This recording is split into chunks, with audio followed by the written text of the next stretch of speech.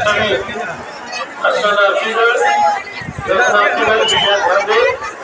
आप लोग अपने सामान की सुरक्षा प्रयोग करें तो उनके भाई की सावधान रहे।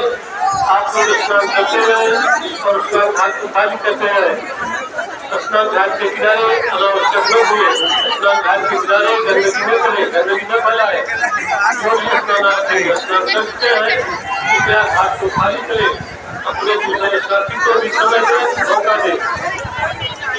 सभी वाहन चालक ध्यान दें, सभी वाहन चालक ध्यान दें। आप लोग अपने वाहन पार्किंग में करके स्नान घाट पे न ले आए।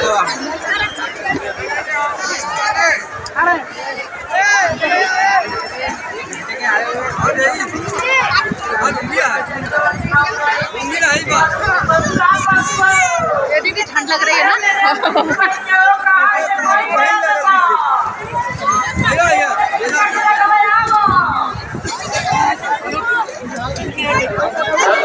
स्नान करते समय इनके साथ